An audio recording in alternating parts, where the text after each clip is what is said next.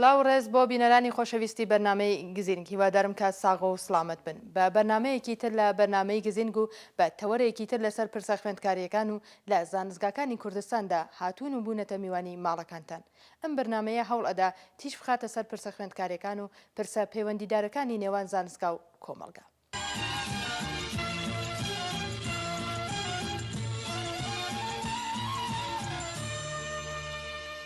سەرەڕای چالاکیەکانی ئەم دوایانەی خوێندکارانی کورد لەوانە گرتنی ڕێوڕسمەکانی حەڵەبجە و دەرکردنی گۆڤارە خوێندکاریەکان لە ماوەی مانگەکانی ڕابردوودا گوشارەکان بۆ سەر خوێندکارانی کورد زیادی کردووە. لەوانە دەرکردنی حکمی ئەعدام بۆ سابیر شێخ عەبدوڵڵا چالاکی خوێندکاری کوردی زانستگای تەباتەبایی تاران، یان بەجێهێشتنی وڵات بەهۆی گوشاری ناوەندە ئەمنیەتیەکان، داخستنی گۆڤارێکی خوێندکاری لە ئیلام و دەست بەسەرکردن و دەرکردنی حکمی شەلاق و زیندان بۆ چەند چالاکی خوێندکاری کورد لەلایەن ناوەندە ئەمنیەتیەکانەوە. هەر لەم ئاراستەیەدا ڕێبەری حکوومەتی ئیسلامی ماوەی 5 ساڵە بەردەوام جەخ لەسەر گۆڕانکاری لە زانستە مرۆییەکان دەکات و چەندین جار وتوویەتی کە پەروەردەکردن لەو بوارەدا ئێستاکە دەبێتە هۆی بێدینبوونی خوێندکاران. شۆڕای باڵای فەرهەنگی نزیکەی 40 ئەندامی هەیە و ئەرکی گۆڕینی ناوەڕۆکی زانستە مرۆییەکان و بەڕێوەبردننی پلانی مهندسی فەرهەنگی لاستۆیە. نوێترین هەوڵەکان لەم ساڵانەی دوایی بۆ بە ئیسلامی زەکردنی زانستگاکان لە ئێران لە گەڵاڵەی تاکڕەگەزیکردنی زانستگاکان لە ئێرانەوە دەستی پێکرد. بە جۆرێک کە 2 ساڵ پێش ئێستا کامران دانشجوو وەزیری ئەو کاتی وەزارەتی زانست ڕاشکاوانە ڕایگەیاند بە ئیسلامیکردنی زانستگاکان گرنگترین بەرنامەی وەزارەتی زانستە. بەم جۆرە بوو کە جیاکردنەوەی ڕەگەزی و بە ئیسلامیکردنی زانستگاکان لە شوێنی نانخواردنی خوێندکارانەوە تاکو کتێبە دەرسیەکان دەستی پێکرد. هەروەها ڕوون و ئاشکنایە کە زانست لە ناخی خۆیدا ڕەخنە و پرسیار لەگەڵ خۆی دێنێتە گۆڕ و هیچ هێڵێکی سوور لە ئاراستەکردنی پرسیار بە فەرمی ناناسێت و ئەمە شتێکە کە دەسەڵاتدارانی نظامێکی دیکتاتۆر وەکو ڕژیمی کۆماری ئیسلامی ئێران ناتوانن قبوڵیکەن. لە ڕوانگەی زۆرێک لە بەرپرسانی حکوومەتی ئیسلامی زانستگا خۆی لە خۆیدا مەترسیدارە و هەڕەشەیەکی گەورەیە بۆ دەسەڵاتەکەیان، بەڵام هەلومەرجەکە جۆرێکە کە بۆیان ناکرێت زانستگاکان دابخن. لەم ماوەیەدا کە ڕۆحانی هاتووەتە سەرکار، ڕێژەی ئیعدام و سەرکوتەکان نەتەنیا کەمی نەکردووە بەڵکو و هەڵکشانیشی بەخۆوە دیتووە. ئەمە لە حاڵێکدایە کە هەندێک کەس لە چاوەدێران و شرۆڤەکارانی سیاسی ناوەندگەرە بە بیانۆی مەترسی هاتنە سەرکاری ئەحمەدی نژادێکی تر گوایە لەگەڵ یەکتر کێبڕکەی خوشوکە پێشچوویان داناوە و هەوڵ ئەدەن هەموو سەرکوتەکانی دەورانی حەسەن ڕۆحانی پاساو بدەن. بە لە بەرچاوگرتنی هەموو ئەم ڕاستیانە تەوەری ئەم جارەی بەرنامەکەمان تەرخان کردووە بۆ چاوخشاندنێک بەسەر بارودۆخی زانستگاکان و چالاکی خوێندکارانی کورد لەم ساڵانەی ڕابردوو. بەم بۆ نەشەوە داوامان لە بەڕێز شاهد عەلەوی نووسەر و لێکۆڵەری کورد کردووە و چەند پرسیارێکیان لەو بوارەدا ئاراستە دەکەین. بەڵام وەک نەریتی بەرنامەکە سەرەتا چەند هەواڵێک لە زانستگاکانی ئێران و کوردستان و خوێندکارانی کوردەوە دەبینین و دەگەڕێنەوە لاتان.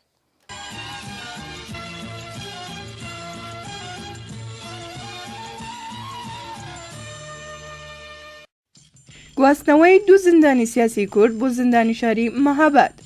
2 بەندکراوی سیاسی کە یەکێکیان چالاکی پێشی و خوێندکاری بووەوە لە زیندانی ناوەندی شاری ورمێ ڕاگیرابوون گواسترانەوە بۆ زیندانی شاری مەهاباد. بەپێ هەواڵی هێرانە ڕۆژی شەممە ڕێکۆتی 15 خاکەلێوەی 94 هەتاوی 2 بەندکراوی سیاسی بە ناوەکانی عەلی ڕەزا ڕەسوولی و خەزر ڕەسوولی مرەوەت لە زیندانی ناوەندی شاری ورمێ گواسترانەوە بۆ زیندانی شاری مەهاباد. عەلی ڕەزا ڕەسوولی بە تۆمەتی هاوکاری لەگەڵ یەکێک لە حیزبە کوردیەکان بە 3 ساڵ و 6 مانگ زیندان محکوم کراوە. ئەوە لە حاڵێکدایە کە بە وتەی کەسانی نزیکی ناوبراو عەلی ڕەزا پاش بەشداری لە کۆبوونەوەی پشتیوانی لە قوتابیانی شیناوێ لە بەردەم ئیدارەی پەروەردە و ڕاهێنانی شاری مەهاباد دەست بەسەر کراوە. خەزر ڕەسوولی مرەوەت کارناسی ئەدەبیات و لە چالەکانی پێشووی و خوێندکاری لە سەرەتای مانگی ڕەشەمەی ساڵی 91 دەست بەسەر و لەلایەن دادگای ئینقلاب بە 5 ساڵ زیندان سزادرا. ناوبراو پێشووتریش لە ساڵی 1387 هەتاوی دەست بەسەر و لەلایەن دادگای شاری مەهاباد بە 3 ساڵ زیندانی تەعزیری و 5 ساڵ زیندانی هەڵپەسێرا و محکوم کراوە.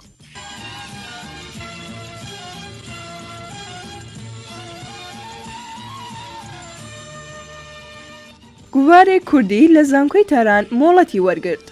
لە زانکۆی تاران کە پێتەختی وڵاتی ئێرانە مۆڵەت بە خوێندکارانی کوردی و زانکۆیە دراوە کە گووارێک لە ژێر ناوی ڕۆژ بڵاو بکەنەوە. بەپێی هەواڵەکان لەو گوڤارە چەندین بابەتی وەکو پرسە پەیوەندیدارەکان بە چواربەشی کوردستان لە چاپدەردێت و خوێندکارانی کوردی ئەو زانکۆیە زۆر لە مێژە لە هۆڵی وەرگرتنی مۆڵەت دابوون. ئەو گوڤارە خوێندکاریە بابەتگەلێکی سیاسی، کولتوری، کۆمەڵایەتی لەخۆ دەگرێت. گوڤارەکە لەلایەن خوێندکارانی کوردەوە بە چەندین زاراوای کوردی لەوانە، سۆرانی، کرمانجی، لەکی، هۆرامی و کەلهۆری بابەتەکە بڵاو دەکاتەوە و هەروەها 2 بەشی بۆ زمانەکانی فارسی و ئینگلیزی تەرخان کراوە.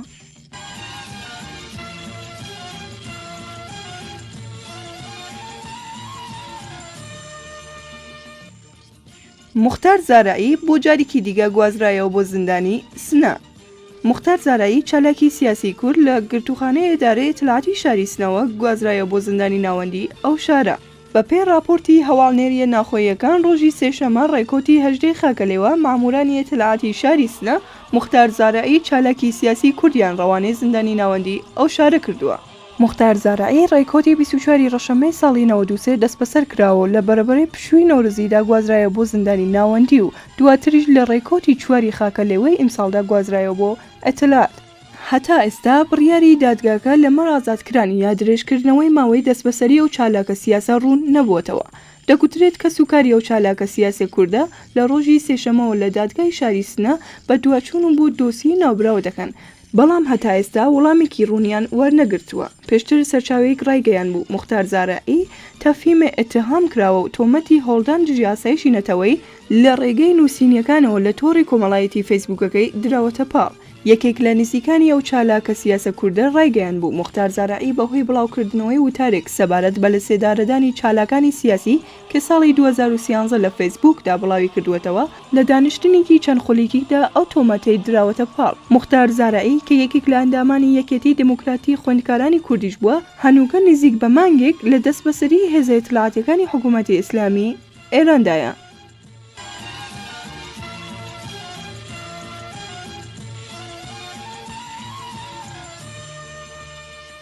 مانگرتنی دووبارەی مامۆستایان بەهۆی چارەسەر نەکردنی کێشەکانیان. مامۆستایان و فەرهەنگیەکانی ئێران سەبارەت بە دوواداچوونەوە و پشتگوێخرانی کێشەکانیان جارێکی دیگە دەست بە مانگرتن دەگرن. بەپێی هەواڵی هەواڵنێریە ناخۆییەکان مامۆستایان و فەرهەنگیەکانی سەرانسەری ئێران لەمەر دۆخی خراپی گوزەران و کەشوهەوای قێراناوی وەزارەتی پەروەردە و وەڵام دەرنەبوونەوەی دەوڵەتی ڕۆحانی و مەجلس لە هەمبەر کێشەکاندا لە بەردەم مەجلس و وەزارەتی پەروەردە و بارهێنان خۆپیشاندان دەکەن. ئەو کۆبوونەوەیە ڕۆژی پێنجشەممە ڕێکۆتی 27 خاکەلێوە بەڕێوە دەچێت. بەڕێوەبەرانی خۆپیشاندانەکە لە بەیاننامێکدا ڕێیان گەیان بوو. ئەو کۆبوونەوە تەنیا بە مەمەستی داخوازی سنفی بەڕێوە دەچێت و فەرهەنگیەکان ناهێڵن کە ئەو کۆبوونەوانە بۆن و بەرنامەی سیاسی بەخۆیەوە بگرێت. ئەو بەڕێوەبەرانە داوایان لە مامۆستایان و فەرهەنگیان کردووە کە لە خۆپیشاندانەکە پلاکارتی ڕەنگی ڕەش و دروشمەی تایبەت بە داواکاری سنفی بەدەستەوە بگرن. هەلۆ پەیوەندیەدا ژمارێک لە مامۆستایانی کورد لە ئوستانەکانی ئازەربایجانی ڕۆژاوە و کوردستان بە ناردنی نامەیەک بۆ مەجلس خوازیاری بە یەخدانی زیاتر بە ڕوتبەبەندی مامۆستایان بوون. ماڵپەڕی مامۆستایانی ئێران ئەو نامەی مامۆستایانی کوردی بڵاو کردوێتەوە کە بۆ کۆمیسیۆنی پەروەردە و مەجلسی ئیسلامی ئێرانیان ناردووە. ڕێکۆتی 10 ڕەشەمەی ساڵی ڕابردوو مامۆستایان لەسەر بانگەوازی کانونی سنفی مامۆستایان لە زۆربەی شارەکانی کوردستانی ئێران کۆبوونەوەی ناڕەزایەتیان بەڕێوەبرد و ئێترازی خۆیان سەبارەت بە دۆخی نالەباری ژیان و گوزەرانیان دەربڕیوە. بەپێی ئامارەکان نزیک بە 1 ملیۆن مامۆستا ئەرکی پەروەردەکردنی 14 ملیۆن قوتابیان لە ئەستۆیە.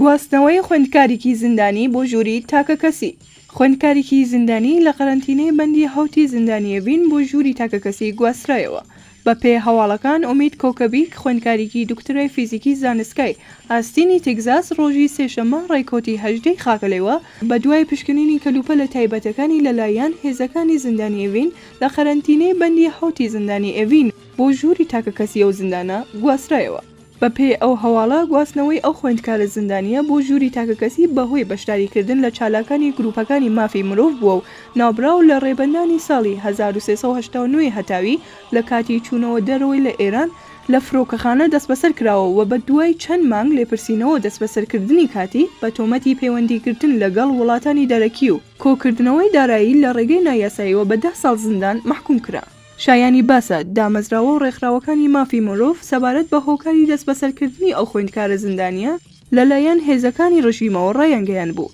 ناوبراو بەهۆی هاوکاری نەکردن لە بەرنامەی ناوەکی کۆماری ئیسلامیدا لەگەڵ ئەو ڕژیمە دەست بەسەر کراوە.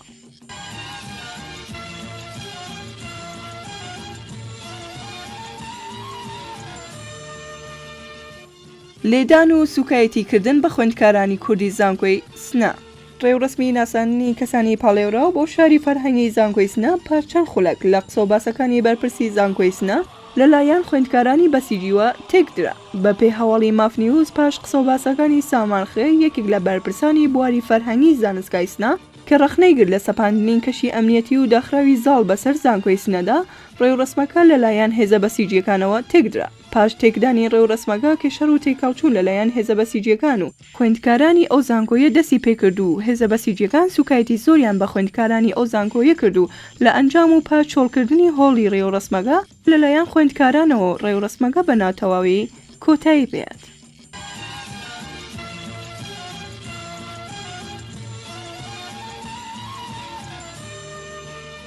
یەکەم پرسیارمان لە بەڕێز شاهد عەلەوی ئەمەیە کە سەرەڕای چالاکیەکانی ئەم دوایانەی خوێندکارانی کورد لەوانە گرتنی ڕێوڕسمەکانی حەڵەبجە و دەرکردنی گۆڤارە خوێندکاریەکان لە ماوەی مانگەکانی ڕابردوو گوشارەکان بۆ سەر خوێندکارانی کورد زیادی کردووە. ڕاو بۆچوونی ئێوە سەبارەت بەم شلوتونکردنەوەی ئەم گوشارانەی دوایی بۆ سەر خوێندکارانی کورد لەوانە دەرکردنی حکمی ئیعدام و داخستنی گۆڤارێکی خوێندکاری لە ئیلام و دەست بەسەرکردن و دەرکردنی حکمی شەلاق و زیندان بۆ چەند چالاکی خوێندکاری کورد لەلایەن ناوەندە ئەمنیەتیەکان چۆن هەڵدەسەنگێنن؟ کاگەیان من پێم وایە بۆ خوێندنەوەی ئەو وەزعایی کە خوێندکاری کوردی و بەگشتی زودنەوەی خوێندکاری تێداگیری خواردووە ئەبێت چاو بکەین لەو گۆڕانکاریانەی کە لە سیاسەتدا بەگشتی لە ئێران ڕۆوەدا ناتوانین جیا لەوە بخوێنەوە. جاجا شایەتێک پێشدە لە ئێرانە کە بینین بەگشتی فەزای کاری سیاسی جموجۆڵ و تێکۆشان زیاتر ئەکرێتەوە بەگشت فەزاکە لەو شرایطە دیارە خوێندکاری کوردی و جنبشی خوێندکاری کوردیش گڕەتری تێیەکەوێ خۆی نیشانەدا یا لە چوارچێ ئەوەی اتحادیانە کە دەتوان ئەو ڕێکخراوانە کە دابێندان خوێندکارەکان یا لەو گۆڤار و نەشری و شتانە کە با بڵێن چاپی ئەەکەن منتەشری ئەەکەن یا لەو بۆنە و مەراسمانە کە ئێمە لە ساڵە هەمانە یا بۆ جەشنی هونەری کوردی یا بۆ ساڵیادی حەڵەبچە یا شاعر و نووسەرەکانی ترکە بە بەهانەهایەک فەزای فراهەمەکەن بۆ ئەوە کە بتوانە دانشگایەکە بە بۆنەی زیینوکردنەوەی یادی ئەو شاعرە یا ئەو نووسەرە باسێکی لە کولتوری کوردی بکەن و خوێندکارەکان لێک نزیکەنەوە. ئەوە هەمووی بەسراوەتە بەوە کە لە چه شرایطێکی تاریخی قارمان کردووە کێ لەسەر حکومە دیارە جمهوری ئیسلامی وەک کولیەتێک ئەبێ چاوی لێ بکەنەوە ڕاستە بەڵام دەوڵەتەکان بەیەکەوە فەرقێکیان هەیە کە دەوڵەتێکە بە بۆنەی شرایطی منتەقەییەوە شرایطی جیهانیەوە ئەو مەسائلەکە لە ناوخۆی وڵاتە هەیە ڕقابەتی بینی جناحەکانی حکوومەت فەزا جارجار زۆر بەسراوە جارجار منفەسهایەکی چکولەتی ئاکرێتەوە بەنسبەتی ئەوە من پێم وایە ئەو دوای ڕۆشنی ئەحمەدی نژاد وەک باقی حوزەکانی تیژ لە ئێرانە لە فەزای بتونەوەی خوێندکاری کوردیشە ئیمکانێک فراهەم بوو بۆ ئەوە کە دووبارە گڕێکی تێبکەن ئەو خۆی نیشانەدا هەم لە گوڤارەکانە هەم لە گۆڤارەکانە هەم لە ئەو مەراسم و بۆنە و شتەکە بەڕێوەچوو. بەڵام پێم وابێ بەرزبوونەوەی لە لەحازی منتەقەییەوە بەرزبوونەوەی ناوی کورد لە دنیا بە بۆنێ ئەو شتەوە کە لە شەنگار و کوردستانی باشوور ڕوویداوەوەی کە لە کۆبانیا ڕوویدا و وجووی وە حزور و نیشاندانی دووبارە جێگە و پێگەی حزب ڕۆژهەڵاتیەکانی کوردستان لە شەڕی باشوورە و ئەو ڕۆژهەڵاتیانە کە لە شەڕی کۆبانیا بەشدار بوون شەیدیشیاندا بە جۆرێک بە تێگەیشتنی من دووبارە سیستمی حساس کردەوە لەسەر نەتەوەخوازی نەسمی کوردی. ئەو حساس بوونەوە دیارە ئەسەرێکی ئەوەیە بە تەبیعەت ئەوە بێت کە دەسەکات بە بەستنی ئەو منفەزانە کە دروست بووە بۆ جنبشی با بڵێن چ خوێندکاری چه جنبشی سیاسی کوردی دیارە هەمووشی خۆ نەتەوەخوازی ناسیۆنالیست نی هەڵەوەی کە تەلاشەکان بە جۆرێک بۆ کولتور و فەرهەنگ و سیاسەتی کوردی بابژین کوردایەتی کە کەمێک لە ناسیۆنالیسم جیاوازەوە بمانە لە کولیەتی خۆی بەری پێگیریە سەرکوب بکرێت داخرێت ئەو داخرانە ئەو کرانەوە ئەشەی لە چوارچێ و کرانەوە بکەین کە ئێرانە کراوە لە دوای هاتنی ڕۆحانی بۆ سەر حکم ئەو گشانش بەستینەوە بە شرایطی منتەقەیی کورد بە دەرکەوتنی ناوی زیاتری کوردە دنیادا و تەسیرێکی قەتعی کە ئەم دەرکەوتنە لەسەر کوردایەتی ناوخۆی وڵاتە هەیەتی و سیستم لە شرایطی ئاوادا پێشتر سابقەی بووە مازانین کاتێک مەکتەبی قورئان جنبشی مەرحوم مفتی زادە فەزای پێدێ بۆ فعالیتکردن کە دەوڵەتێکی نیمە مستەقلی شبه خود مختار لە شمالی بە قەولی خۆیان شمالی عێراق لە ئیقلیمی کوردستانە لە باشوورە دروست بوو و چون ناس لە ئەسمی کوردی بە شدت تحت تاثیری و لە کوردستانی ئێرانیشە جنجۆڵی تێکەوت بوو لەدەبحە مەکتەبی ئیسلام فەزای بۆ فراهەم بوو بۆەوە با بڵێن وەچی مەزهەبی خەڵک وەچی دینی خەڵک لە بابری وەچی نەتەوایەتی خەڵکی ملەتی گەلی کووردا گەورە بکرێتەوە ئێستاش یعنی من لەو مەسالە ئەوە بوو مەرزون بە لە هاوڵێ مەسالە ئەوە بوو کە ئەشی ئەوە بخوێنرێتەوە کە بۆچی ئیستەفەزا هەیە بۆچی دواتر نییە بگەڕین بە ئەو دەلیلانە کە توانە هەم دلیل ناوخۆیی بێ هەم با بڵێن منتەقەی بێ هەم جیهانی بێ. لێرەدا ئەم پرسیارە لە میوانی بەڕێز دەپرسین کە بەڕای ئێوە هەڵسوکەوتی حکوومەت لە هەمبەر چالاکی خوێندکاران لە دەوری ڕۆحانیدا بەرەبەر چاوگرتنی ئەو وتەی ڕۆحانی کە دەیوت ئێمە زانستگایەکی ئاراممان دەوێت جیاوازیەکی تێدا بەدی دەکرێت یان وەکو ساڵانی ڕابردوو و چالاکیەکان لەلایەن حکوومەتەوە ڕوبەڕووی بربەست و ئاستەنگ دەبێتەوە. دیارە لە بەشێکی پرسیاری یەکەمدا ئاماژەم بەوەدا کاک ڕێباز ئەوەی کە بڵین ڕوانین بۆ ئەوە کە ئایا لە دەورەی دەوڵەتی ڕۆحانیە کرانەوەیەک لە فەزای سیاسیە هەیە بۆ ئەوە کە لە بەشێک لەم فەزایشە با بڵێم زودنەوەی خوێندکاری کوردی خۆی نیشان بدات و بەردەوام بێ لەسەر تێکۆشانەکەی ئەبێ ببەسینەوە بەوە کە کولی فەزاکە چۆن بووە. بەتاکید من بە تێگەیشتنی من دەوڵەتی ڕۆحانی بە نسبەتی مەسئلەی کورد با بڵێن پەیوەندی لەگەڵ ئایدۆلۆژیای ئەو سیستما هیچ جیاوازی کە دەوڵەتی ئەحمەدی‌نژادا نییە. بەڕای من نابێت فری ئەو شعارانە بخۆین کە دیارە سیاسەتمدارەکان لە تاوی دنیا لە تایبەتی ئێران نییە با دفاعش لە ئێران بکەین لە تاوی دنیادا پێشەوە بگەنە سەر حکوومەت ئەیدەن و دیارە ڕۆحانی دێتە مەناتقی کوردنشین کوردستان یا تورک یا مەناتقی تورکنشین یا بەلوچ یا تورکمەن شعارهایە کە ئەگەڕێتەوە بۆ با بڵین بەشێک لە داواکاریەکانی ئەو ملەتە کاورەکە بەشێکی چکولی ئەڵمەتە بەڵام لە ئەمەڵدا ناتوانێت لەو چوارچێوەی ئایدۆلۆژیە کە تعریف کراوە لە سیستەما لە ساختی سیاسیەکە با بڵین داڕژاوە ئەو ساختە سیاسی بەرەساسیەوە داڕژاوە ئەسڵەن ناتوانێت لەوە لا بدا بەنسبەتیەوە من پێم وانییە لە دەورەی ڕۆحانیە بڵین بە تایبەت لە چوارچەی شعارەکانیان لە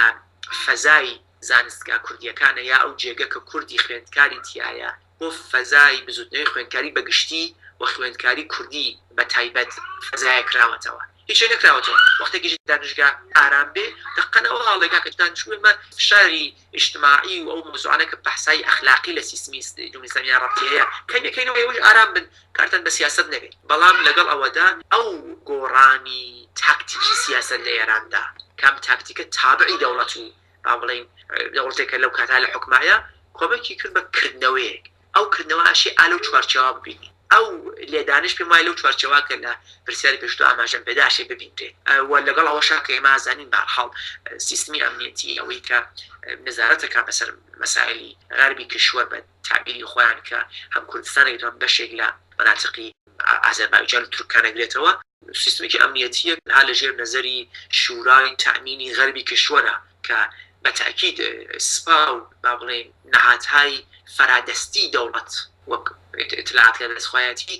لەوە نەخشی زیاتریان هەیە یعنی لە شورای تەمینی غەربی کشوەرە بە ناوەکەوان پێدەن حتا ئەگەر فەرزمان کردبایە کە دەوڵەت واقعەن ئێرادێکی بۆ گۆڕانێکە بەڕای من نیەتی ئەو هەموو شعاری سیاسی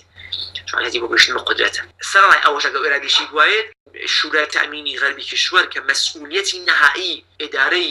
هینی هەیە با بڵێن ڕۆژهەڵاتی کوردستانی هەیە و ئەو تیکانێتی غەربی ئێرانی هەیە ئەساسەن دەوڵەت لەوێن نەخشێکی زۆری نییە. پرسیارێکی تر کە لە میوانی بەرنامە هەمانە ئەمەیە کە مەبەستی حکوومەت لە دەرکردنی بڕیارێکی نوێ بۆ کاری زۆرتر لە ئاراستەی ئیسلامیزەکردن و گۆڕینی ناوەڕۆکی کتێبە زانستی مرۆیەکان لە ئێراندا چییە؟ ئایا ئەم هەوڵانە دەتوانێت ڕێگر بێت بۆ پەرەسەندنی بیری ئازادی خوازی لە نێو خوێندکاراندا؟ من پێم وابێ کارگەری ئەبێت یعنی ناتوانین بڵێن ئەگەر ناوەڕۆکی کتێبەکان ئەو کتێبانەی کە بەسراوەتەوە پێڵ علومی ئینسانی ئەو کتێبانە بگۆڕێت ئیسلامیزە بکرێت و ئەو ناوەڕۆکە زانستی کە پێویستە لێ بسێنرێتەوە کاریگەری ناکا لەسەر خوێندکار و لەسەر با بڵێن کۆمەڵگای مەدەنی بەگشتی کارگەری ئەبێت بەڵام لای خۆشی ڕەوایەتەکە ئەوەیە بە خۆشحاڵیەوە ئێستەی تر تەنها زانستگاکان نین کە منبع و منشەی عیلم من لە جامعەداوە گۆڕان و ئەو خوێندکارش کە لە زانکۆیە لەگەڵ ئەو کەسش کە لە دەرەوەی زانکۆ با بڵێن تێکۆشی کولتوری و ئەدەبی و سیاسی هەیە بە منبعێکی گستەردەی ئیطلاعات و دادا دەستڕەسیان هەیە کە پەیوەندی بە سیستمی ڕسمی فێرکاریەوە نییە. ئەو سیستمی ڕسمی فێرکاریە چێ با بڵێن وەزارەتی پەروەردە بێت چ وەزارەتی خوێندنی باڵا بێت، پەیوەندی بەوە نییە. ئێستا ئەمە ئازانین کە ئینتەرنێت و دنیای مەجازی بە تعبیری فارسی دنیای مەجازی ئەو فەزای فراهەم کردووە کە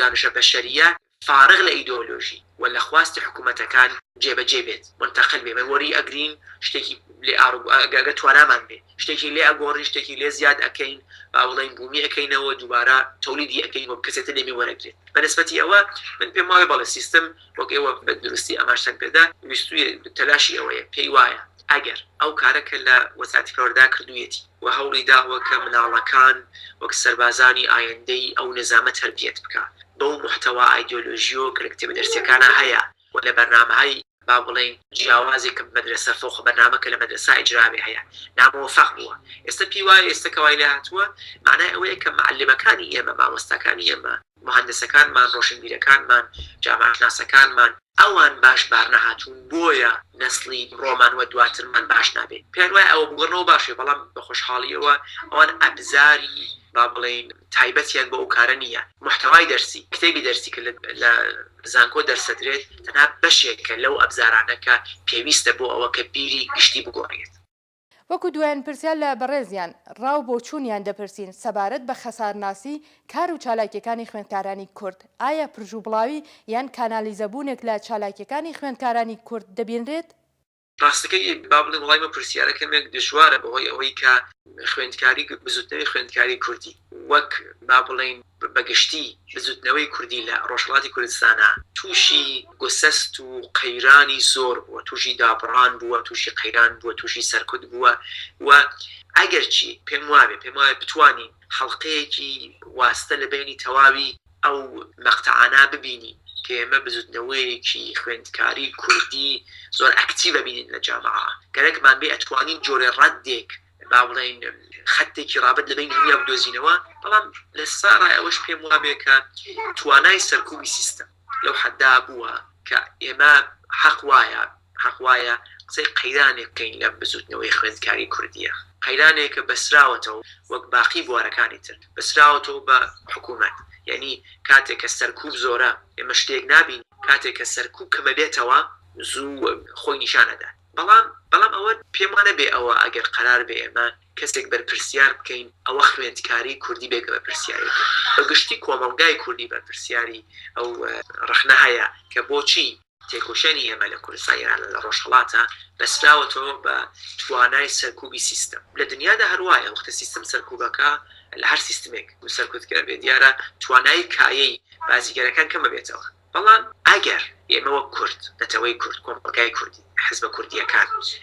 بزوتنەوەی کوردی مکانیزمێکی بوایە بۆ خۆی کە بیتوانایە نەخشەکان تەفیز و بنیامەکان بگۆڕدرێن، من پێم وابێ ئیمکانی کایەکردنی ئەمە زیاترە بوو هەر لەو فەزا بەستا بەشێک کراوە، بەشێک مەسەلەن ئەوەی کە نەیتوانیوە لە ناوخوا کار بکە چۆتە کاری نووسین و خوێندنەوەی کتێب و پرتۆک و کتێبهای هەم تەرجمەی کوردی و لە باشوور تەرجمەی کردووە. ئەو توانایی پێشە بە شوێنیا بگەڕین کە ئەگەر لە جێگەیە سەرکوتمان بۆ هات لەکوێتر ئەتوانین بە حەساسی کەمترۆ کارەکە درێژە بدەین. من پێم وایە بزوتنەوەی خوێندکاری کوردیش هەرچەند بەهۆی ئەوەی کە ئەساسەن ئەوانەی کە لەو بزوتنەوە تێکۆشرن هەمویان